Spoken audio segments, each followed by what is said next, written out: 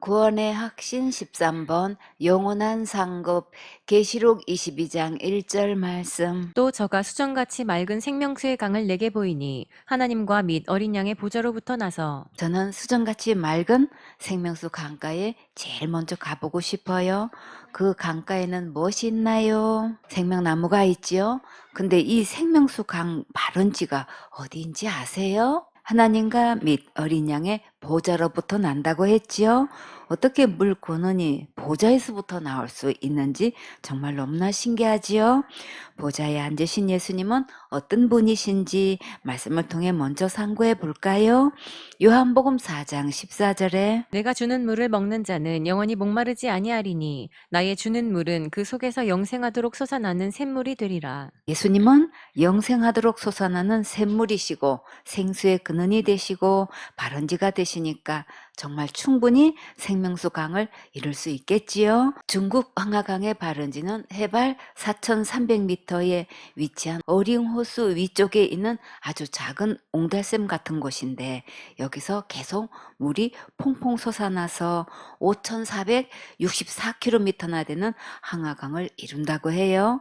황하강은 양쯔강이라고도 부르는 창장강 다음으로 긴 강이래요. 오래전에 TV에서 황하강의 발원지를 보았는데 생명수 강의 발원지가 보좌에서 흘러나와서 얼마든지 큰 강을 이룰 수 있겠구나 하고 큰 확신을 갖게 되었어요. 그 감격이 한동안 얼마나 컸는지 몰라요. 여러분도 이 말씀이 믿어지세요? 태백산에 갔을 때 검룡소에서 한강의 발원지와 황지 연못에서 낙동강의 발원지를 본 적이 있는데 이 연못에서 하루에 5,000톤의 물이 솟아난다고 해요. 정말 놀랍지요? 계시록 22장 2절 말씀. 길 가운데로 흐르더라. 강 좌우에 생명나무가 있어 12가지 실과를 맺히되 달마다 그 실과를 맺히고 그 나무 잎사귀들은 만국을 소성하기 위하여 있더라. 하나님의 보좌에서 흘러나와서 길 가운데로 흐르더니 벌써 강이 되었지요. 생명수 강의 길이는 과연 얼마나 될까요? 그게 갑자기 궁금해졌어요. 우리나라에서 가장 긴 강은 어떤 강인가요? 압록강이지요. 압록강의 길이는 803km, 낙동강 길이는 525km, 한강의 길이는 514km라고 해요. 중국의 창장강의 길이는 6,300km, 황하강의 길이는 5,464km가 된대요. 생명수 강 좌우에는 생명나무가 있는데 강 좌우에 생명나무가 과연 얼마나 심겨져 있을까요? 진짜 멋진 풍경이겠지요? 이 생명나무는 우리가 가서 먹을 수 있는 충분한 열매가 맺혀서 마음껏 먹을 수 있어요. 그런데 신기한 것은 생명나무의 열매가 몇 가지가 맺힌다고 하셨나요? 12가지가 맺힌다고 하셨지요? 어떻게 한 나무에서 12가지 열매가 맺힐 수 있을까요? 우리가 먹는 여러 야채들이 사실 옛날 야생 양배추의 각 부위를 따로따로 개량해서 지금의 여러 품종이 되었다고 해요. 하늘나라 생명나무도 이렇게 여러 부위가 각각 열매가 되었을까요? 정말 진짜 신기하지요? 여러분은 생명나무에 어떤 열매가 달렸으면 좋겠어요? 이 열매를 먹고 그대로 이루어진다는 소원을 가지고 열매 이름을 한번 붙여볼까요? 행복한 열매, 사랑의 열매, 건강한 열매, 다이어트의 열매가 달렸으면 정말 좋겠지요. 우리 꿈나무들은 지혜의 열매, 예뻐지는 열매, 키 크는 열매가 달렸으면 좋겠지요. 이런 열매들이 맺혀서 날마다 먹게 되면 정말 저절로 천국은 축제가 이루어지겠지요. 성령의 열매는 몇 가지가 되나요?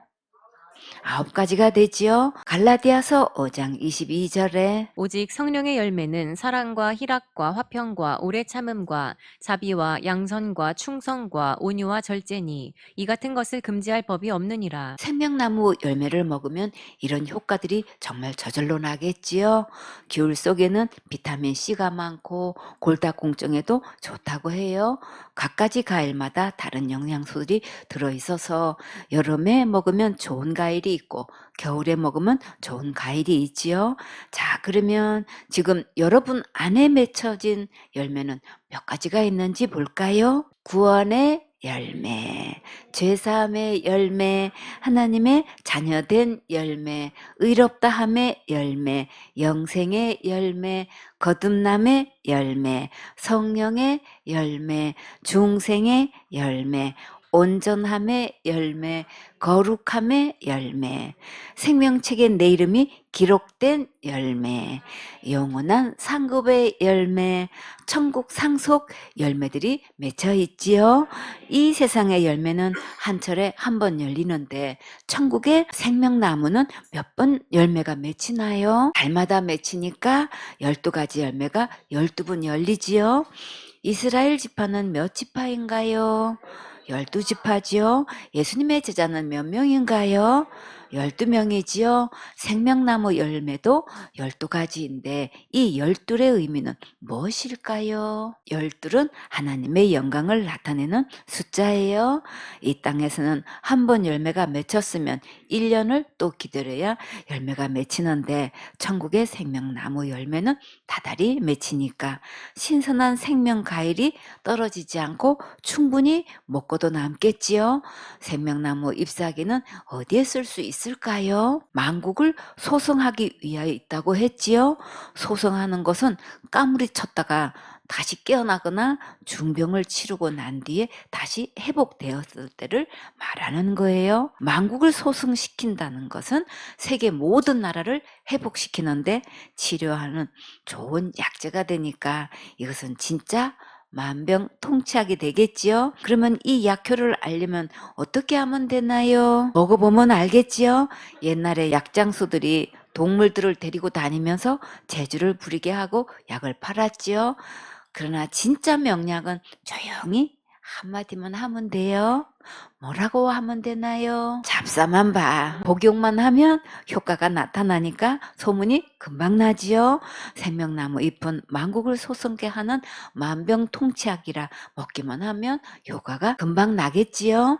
계시록 22장 3절 말씀. 다시 저주가 없으며 하나님과 그 어린 양의 보좌가 그 가운데 있으리니 그의 종들이 그를 섬기며. 천국은 천재지변도 없고 불행도 없고 교통사고도 없고 안전사고도 없으니까 정말 아무 염려 없겠지요. 이 땅에 싱크홀이 갑자기 생겨서 도로가 무너지고 집이 주저앉고 차도 사람도 홀에 빠지는 사건이 있는데 천국은 그런 사고가 없으니까 정말 안심하고 살 수 있어요. 예수님께서 보좌에 계셔서 지켜 보호해 주시고 주관해 주시니까 정말 든든하지요. 계시록 22장 4절 말씀. 그의 얼굴을 볼 터이요 그의 이름도 저희 이마에 있으리라. 이때는 예수님의 얼굴을 직접 볼 수 있으니까 예수님과 손잡고 생명수 강가에서 멋지게 데이트하고 싶어요. 꿈나무들, 우리 이마에는 누구의 이름이 있나요? 예수님의 이름이 있어요. 이마에 예수님의 이름이 어느 나라 글로 적혀 있을까요? 한 번도 생각 안 해봤지요? 한국 사람이 구원받았으면 한글로 적혀 있고 미국 사람이면 영어로 적혀 있을까요? 천국에 가면 통일된 천국어가 있겠지요? 중요한 것은 지금 예수님의 이름이 내 이마에 적혀 있다는 거예요. 왜 예수님의 이름이 적혀 있을까요? 나는 예수님 거라고 적혀 있는 거지요. 은우는 누구 거예요? 예수님 거지요. 다 같이 나는 예수님 거. 우리는 다 예수님 거예요.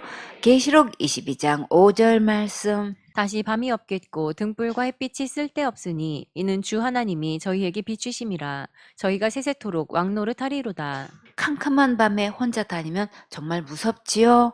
근데 천국은 다행히도 밤이 없어요.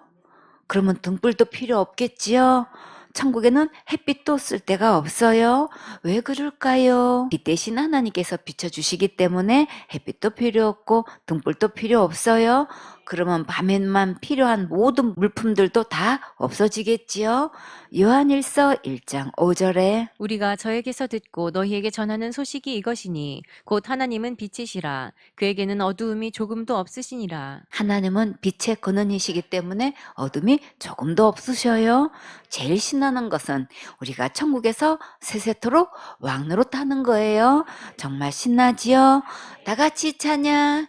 열 거울을 내게 주시니 세세토록 왕노릇하네. 잠시 후면 세세토록 왕노릇해요. 그러니까 힘내시고 소망을 가지세요. 여러분이 그동안 충성봉사 헌신한 것은 다 천국에서 이렇게 마음껏 누리도록 크게 보상해 주셔요.